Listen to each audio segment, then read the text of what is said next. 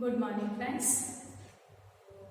ધોરણ 12 વિષય આંકડાશાસ્ત્ર, જેની અંદર ભાગ 2માં પ્રકરણ નંબર 2 નામ આપણને ખબર જ છે, યાદચ્છિક ચલ અને અસતત સંભાવના વિતરણ, જેની અંદર આપણે શીખી રહ્યા છીએ દ્વિપદી વિતરણ.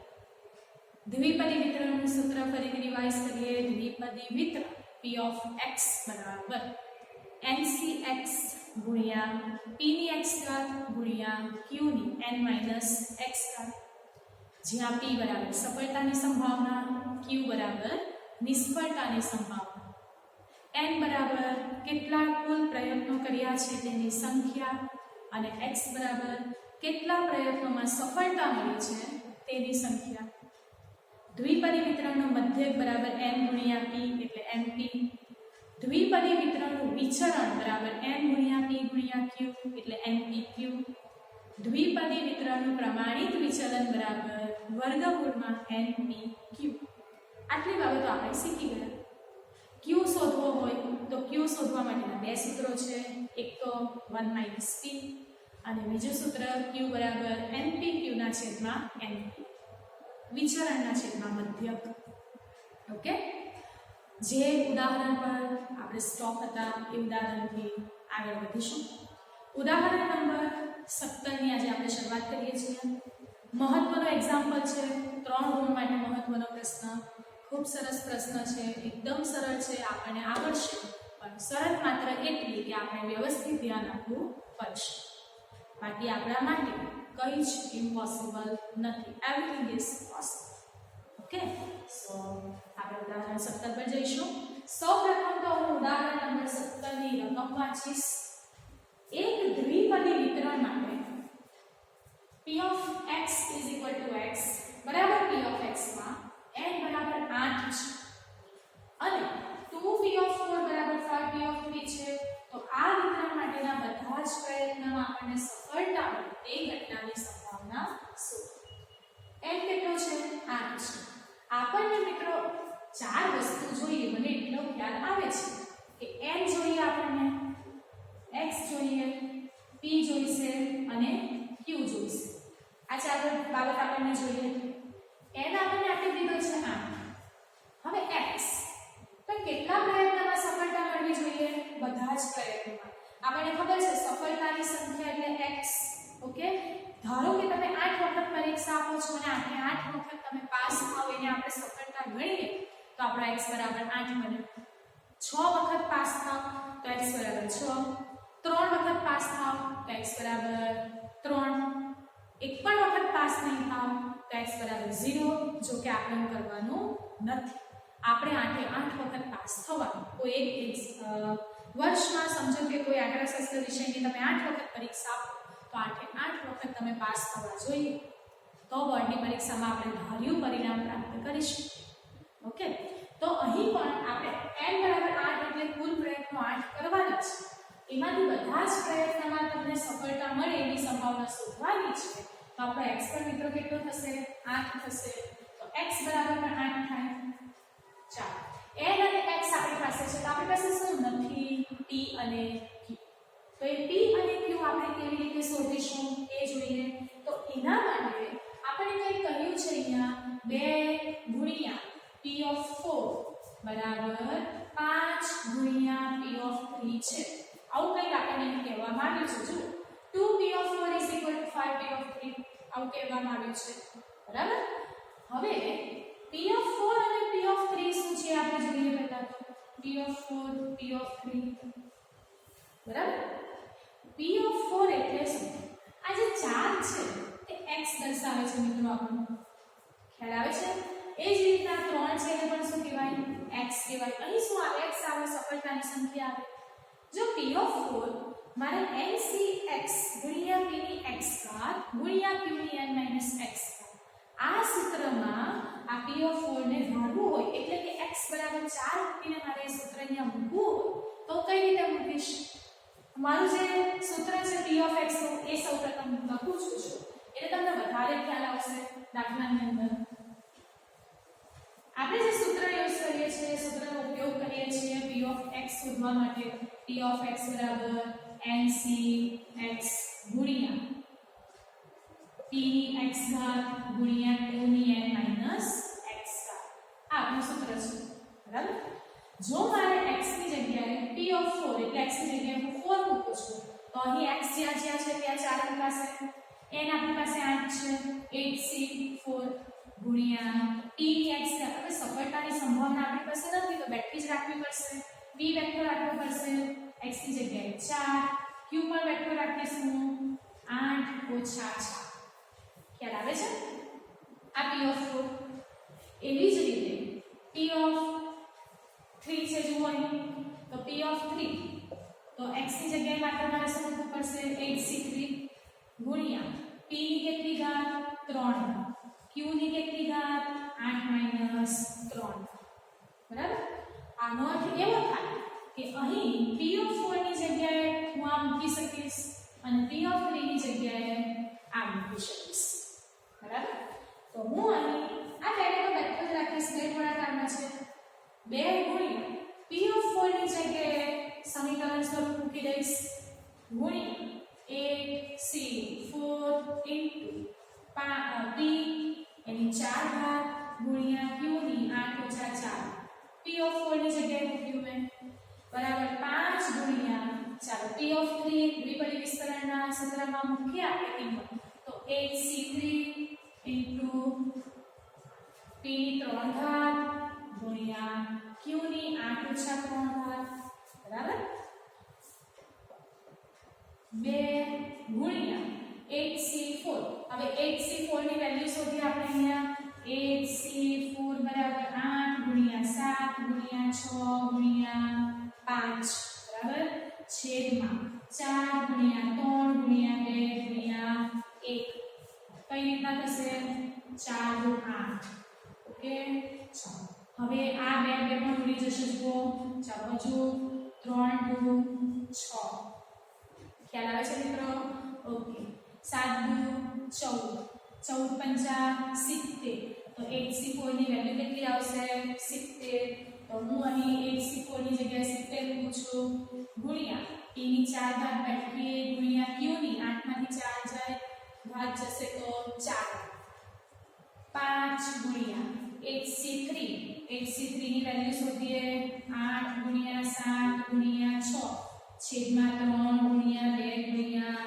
1 3 * 6 2 વેગળ ઉડી જશે 8 * 7 56 5 ગુણ્યા 56 8c3 ની વેલ્યુ મિત્રો 56 આવે છે બરાબર 56 ગુણ્યા p ની 3 ઘાત ગુણ્યા q ની 8 માંથી 3 ઘાત જાય તો 5 ઓકે આઈ થિંક અહીંયા સુધી ખ્યાલ આવી ગયો છે બધાને હવે આગળ વધીશું માટે ચાલો 2 ગુણ્યા 70 70 * 140 ગુણ્યા p ની 4 ઘાત ગુણ્યા q ની પણ 4 બરાબર ઓકે 56 ગુણ્યા 5 બરાબર 280 ગુણ્યા p ની 3 ઘાત ગુણ્યા q ની 5 ઓકે ચાલો બરાબરની આ તરફ બરાબરની પેલી તરફ જે ઉડી જાય ઉડાડી દઈએ તો મને એટલો ખ્યાલ આવે છે કે આ 140 છે અને અહીંયા 140 ગુણ્યા 2 કરીએ બરાબર તો 280 થાય ઓકે તો અહીં 2 વધશે આ 140 જતો રહેશે ખ્યાલ આવે છે મિત્રો જુઓ આ 140 ગુણ્યા 2 આ 140 ગુણ્યા 1 140 ગયા તો બચશે 2 જુઓ સૌપ્રથમ તો હું લખું છું p ની 4 ઘાત q ની 4 ઘાત બરાબર કાઢી નાખો ગુણાકાર કાઢી નાખું છું હવે અહીંયાથી p ની 4 ઘાત ગુણ્યા q ની 4 ઘાત બરાબર 2 ગુણ્યા p ની 3 ઘાત ગુણ્યા q ની 5 ખ્યાલ આવે છે ફ્રેન્ડ્સ અહીંયા સુધી p ની 4 ઘાત ગુણ્યા q ની 4 ઘાત બરાબર 2 ગુણ્યા p ની 3 ઘાત ગુણ્યા q ની 5 ચાલો હજુ પણ આગળ વધીએ અહીંયા p ની 4 ઘાત છે અહીંયા p ની 3 ઘાત છે તો કઈ બાજુ એક p બચશે આ બાજુ કઈ રીતના જુઓ આ p ની 4 ઘાત એટલે p ગુણ્યા p ગુણ્યા p ગુણ્યા p થશે આ p ની 3 ઘાત એટલે 3 વખત p અહીંયા 4 વખત p છે અહીંયા 3 વખત p છે આપણે જો ઉડાડીએ તો અહીંયા આ બાજુ એક p બચશે આ p બચ્યો તે ગુણ્યા ચાલો અહીંયા q ની 4 ઘાત છે અહીંયા q ની 5 ઘાત છે તો અહીંયા 4 ઘાત છે અહીંયા 5 ઘાત છે તો કઈ બાજુ q બચશે આ બાજુ બચશે તો અહીંયા એક પણ q બચશે નહીં તો અહીંયા માત્ર p બચશે p બરાબર 2 ગુણ્યા ચાલો અહીંયા તો p તો બચ્યો જ નથી અહીંયા શું બચ્યું એ q ખ્યાલ આવે છે માટે p બરાબર 2q ઓકે ચાલો આગળ વધીએ p બરાબર 2q આવ્યું હવે q ની જગ્યાએ હું 1 p મૂકી શકું અથવા તો p ની જગ્યાએ 1 q મૂકી શકું બેમાંથી કોઈ પણ એક જગ્યાએ કંઈ પણ મૂકશો તો બાકીની વસ્તુ આપણને મળી જશે મને એટલો ખ્યાલ આવે છે ઓકે p બરાબર 2q અને હું ફરીથી દર્શાવું છું p બરાબર 2q p બરાબર 2 કૌંસમાં q ની જગ્યાએ 1 p મૂકીએ જુઓ મૂકી શકાય ને આપણને ખબર છે q નું સૂત્ર શું છે 1 p માટે p બરાબર ચાલો કૌંસ છોડીએ 2 2 -2 ગુણ્યા p એટલે 2p 2p ઓકે ચાલો 2p આ બાજુ લઈ આવીએ p + 2p = 2 3p = 2 મારે તો p શોધવો છે p બરાબર 2/3 ઓકે p બરાબર 2/3 મને પ્રાપ્ત થાય છે હવે 2/3 કરીશ એટલે p મને પ્રાપ્ત થશે 0.67 કમ્પ્લીટ હવે શોધીએ આપણે q બરાબર 1 - p 1 - 0.67 તો p મને પ્રાપ્ત થશે 0.33 જો તમે 2/3 ને ફેરવીને 0.67 નહીં કરી દેતા હોય તો અહીંયા તમને પ્રાપ્ત થશે 1/3 q બરાબર અને તમે ફેરવી દેશો તો પણ વાંધો નથી p બરાબર 0.67 અને q બરાબર 0.33 ચાલો આપણી પાસે બધું જ આવી ગયું n પણ આપણી પાસે છે x પણ આપણી પાસે છે p મને મળ્યો 0.67 q છે 0.33 તો આપણે હવે શોધવાનું શું બધા જ પ્રયત્ન સફળતા મળે એનો અર્થ શું થાય p ઓફ x ના સૂત્રમાં x ની જગ્યાએ 8 મૂકીશું આટલું વ્યવસ્થિત જોઈ લો નોંધી લો ત્યાર પછી આપણે p ઓફ x ના x બરાબર 8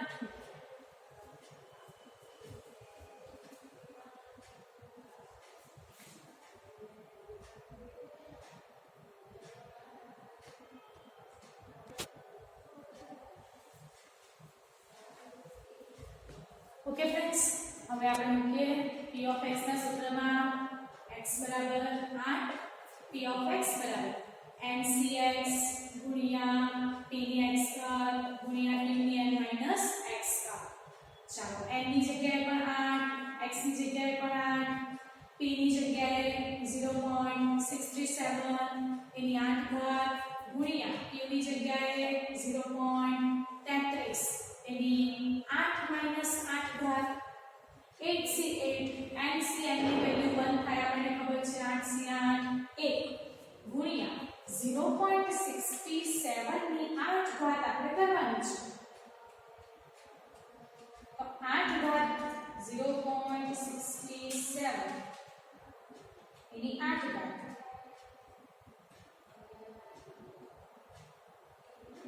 મને પ્રાપ્ત થાય છે 0.039 ઓકે તમે કેલ્ક્યુલેશન કરી શકો છો મારી સાથે 0.039 મને પ્રાપ્ત થાય છે એની 8 ઘાત અને 0.33 ની 8 માઈનસ 8 એટલે 0 ઘાત 0.33 ની 0 ઘાત એટલે કેટલા આવશે 1 આવશે તો આન્સર આવે છે 0.039 બરાબર માટે બધા જ પ્રયત્ને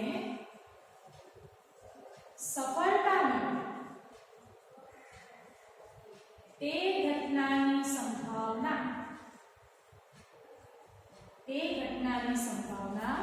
0.039 છે આ છે તમારો દાખલાનો જવાબ બરાબર આઈ થિંક ખ્યાલ આવી ગયો છે ઝડપથી ફરીથી એક વખત જોઈ લો આ તમારી નોટબુકમાં નોંધી લો એટલે હવે આપણે એના પછીના એક્ઝામ્પલ પર જઈએ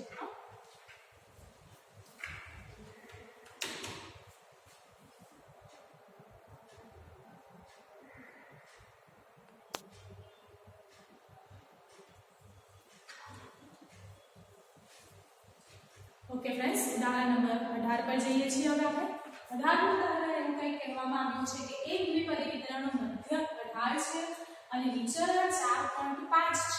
ઓકે, મધ્યક એટલે આપણને ખબર છે NP, મધ્યક બરાબર NP બરાબર 18. વિચરણ આપણને ખબર છે વિચરણ એટલે NPQ બરાબર 4.5. આ વિતરણની વિષમતા ધન છે કે ઋણ તે નક્કી કરો. થોડીક અલગ પેટર્નનો દાખલો આપ્યો. MCQ માટે મોસ્ટ એમપી વિષમતા ધન છે કે ઋણ એ કેવી રીતે નક્કી થાય, બરાબર? તો દ્વિપદી વિતરણના લક્ષણો તમને જો લખાવવામાં આવ્યા છે એની અંદર એવું કંઈક લખાવવામાં આવ્યું છે કે જો તમારી સફળતાની સંભાવના 0.50 થી ઓછી આવે, એટલે કે 1/3 કરતાં ઓછી આવે તો વિષમતા ધન છે. સફળતાની સંભાવના 1/3 કરતાં વધારે આવે એટલે કે 0.50 કરતાં વધારે આવે તો વિષમતા ઋણ છે. ઊંધું યાદ રાખવાનું છે. વધારે આવે તો ઋણ છે, ઓછી આવે તો ધન છે. અને જો બરાબર 0.50 આવે p બરાબર એટલે કે સફળતાની સંભાવના 0.50 આવે તો વિષમતા શૂન્ય છે. શૂન્ય એટલે સમમિત છે એવું કહેવાય, બરાબર? અહીંયા તો એનો અર્થ એવો થાય કે આપણે p સફળતાની સંભાવના શોધવી પડશે તો આપણને ખબર પડશે કે વિતરણની વિષમતા ધન છે કે ઋણ. હવે જશું કેવી રીતે, સફળતાની સંભાવના કેવી રીતે શોધીશું? મને સૌપ્રથમ q પ્રાપ્ત થાય એમ છે. જુઓ, q બરાબર q નું સૂત્ર શું? NPQ ના છેદમાં NP. ઓકે, ચાલો NPQ ના છેદમાં NP, તો NPQ છે 4.5 છેદમાં NP છે 18. તો 4.5 ભાગ્યા 18 કરીશ એટલે મને q પ્રાપ્ત થાય છે 0.25. ચાલો q પ્રાપ્ત થાય તો હવે હું જઈ શકીશ p તરફ. સફળતાની સંભાવના બરાબર 1 - q. ઓકે, 1 - q એટલે 1 - 0.25 તો p આવશે 0.75. હવે આપણે સરખાવવાનું કે 0.75 એટલે કે સફળતાની સંભાવના જે છે એ 0.75 છે. 0.75 એટલે 0.50 કરતાં વધુ, 0.50 કરતાં વધુ છે એટલે કે 1/2 કરતાં વધુ છે. તેથી આ વિતરણની વિષમતા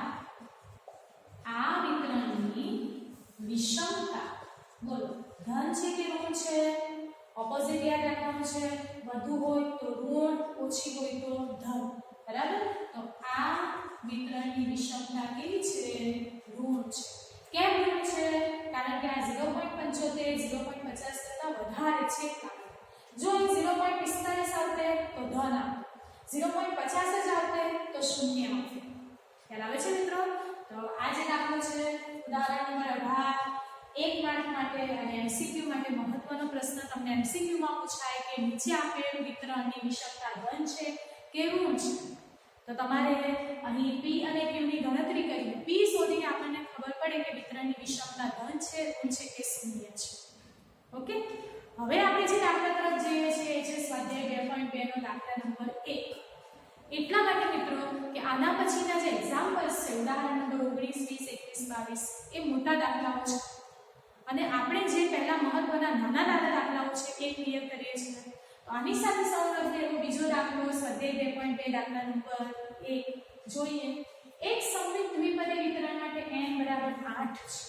તો p of x less than or equal to 1 so n કેટલો છે? 8 છે. p of x less than or equal to 1 એટલે આપણો x કયો હશે? 0 અને 1. કેમ? આપણો x 1 કે તેથી ઓછો છે. જો less than or equal to છે એટલે 0 થી સ્ટાર્ટ થશે, 1 પર કમ્પ્લીટ થશે. x બરાબર 0 અને 1 એ આપણે શોધવાનું છે, બરાબર? તો n છે, x છે, મારી પાસે શું નથી? p અને q નથી. તો p અને q કેવી રીતે શોધીશું? પણ દાખલાની અંદર તમને એવું કહ્યું છે કે એક સમમિત દ્વિપદી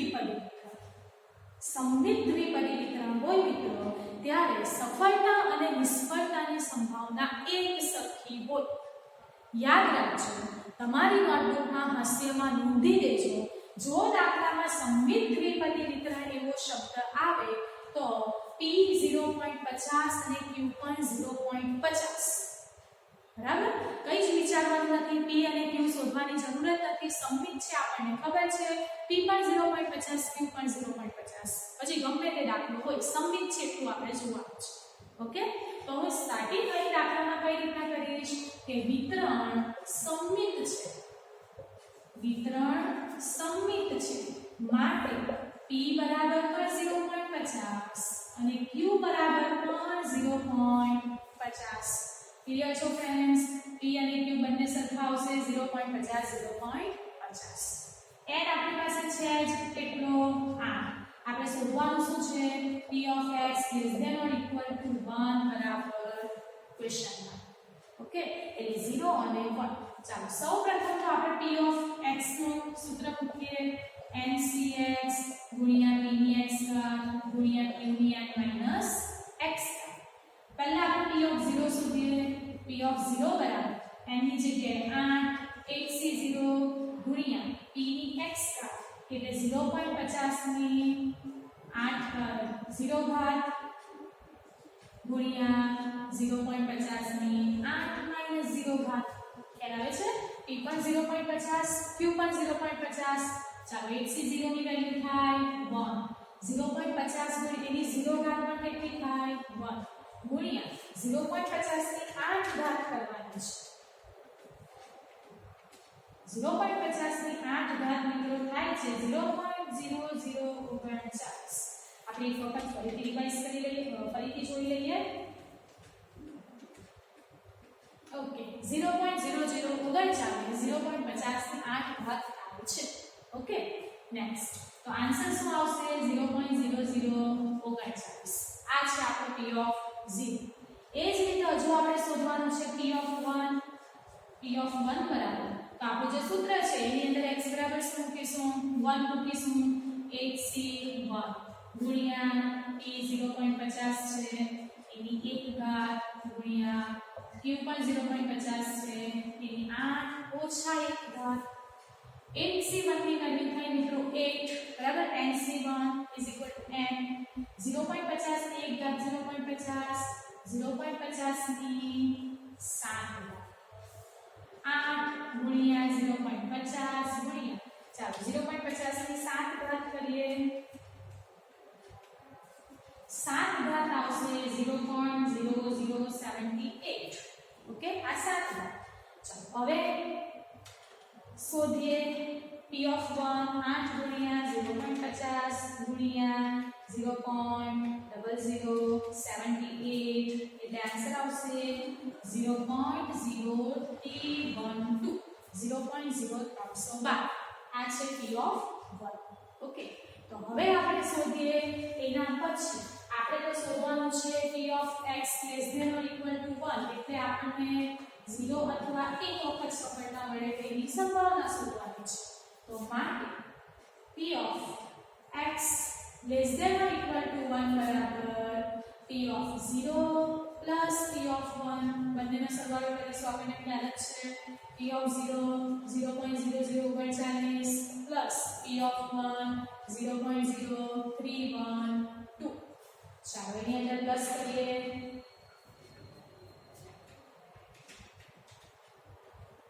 આન્સર આવશે 0.0351. ઓકે, એટલે 0.035 આ તમારો આન્સર. માટે p of x less than or equal to 1 બરાબર 0.035 છે.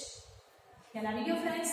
એટલું જ યાદ રાખવાનું છે કે આવૃત્તિ વિતરણ સમમિત છે. સમમિત હોય તો p અને q બંને એક સરખા થાય 0.50 0.50. ઝડપથી દાખલો એક વખત જોઈ લો અને પછી નોંધી લો.